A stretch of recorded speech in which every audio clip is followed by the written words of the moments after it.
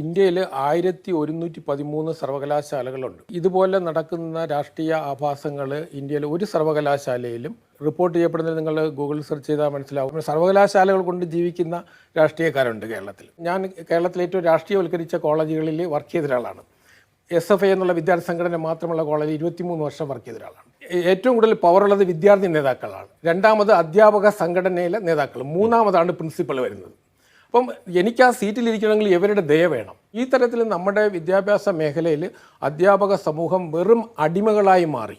കേരള സർവകലാശാലയിൽ കഴിഞ്ഞ 11 വർഷമായി BJP കേന്ദ്രത്തിൽ അധികാരത്തിൽ വന്നിട്ട് എന്ത് കാവ്യവൽക്കരണമാണ് നടന്നത്? സിലബസിൽ എന്തെങ്കിലും കാവ്യവൽക്കരണം നടന്നിട്ടുണ്ടോ? അഡ്മിനിസ്ട്രേറ്റീവ് സ്ട്രക്ചറിൽ എന്തെങ്കിലും കാവ്യവൽക്കരണം നടത്തിയിട്ടുണ്ടോ? കേരള സർവകലാശാലയെ നശിപ്പിക്കുന്നത് റെഗുലറായ സിൻഡിക്കേറ്റാണ്. എത്ര വിദഗ്ധന്മാരാണ് നമ്മുടെ സിൻഡിക്കേറ്റിലുള്ളത്? ഞാൻ സെൻട്രൽ യൂണിവേഴ്സിറ്റിയിൽ വർക്ക് ചെയ്ത ഒരാളെന്ന തരത്തിൽ മലയാളി കുട്ടികളും മറ്റ് സ്റ്റേറ്റിൽ വരുന്ന കുട്ടികളാണ് കൂടുതൽ എൻ്റെ ഡിപ്പാർട്ട്മെൻറ്റിൽ വരെ. നമ്മുടെ കുട്ടികൾ വളരെ അന്തർമുഖത്വമാണ്. ഇവർ സംഘം ചേരുമ്പോഴുള്ള ബലമേ ഉള്ളൂ. കേരളത്തിലെ സ്കൂളിലും കോളേജിലും പഠിച്ചു കഴിഞ്ഞാൽ നിങ്ങൾക്ക് ഉയർന്ന മാർക്ക് കിട്ടും, ഉയർന്ന റാങ്ക് കിട്ടും, പക്ഷേ ക്വാളിറ്റി വരുന്നില്ല. ഞാൻ ഗവൺമെൻറ് സിസ്റ്റത്തിൽ മാത്രം പഠിച്ച ഒരാളാണ്. പക്ഷേ എൻ്റെ അടുത്ത തലമുറയെ ഗവൺമെൻറ് വിദ്യാലയത്തിൽ വിടാൻ എനിക്ക് കോൺഫിഡൻസ് ഇല്ല. ഈ സമരാഭാസം നടത്തുന്നവരുടെ മക്കളാരും ഗവൺമെൻറ് സ്കൂളിലല്ല പഠിക്കുന്നത്. അവരുടെ മക്കളെല്ലാം പുറം രാജ്യങ്ങൾ. എൻ്റെ കയ്യിൽ കണക്കുകളുണ്ട്. പല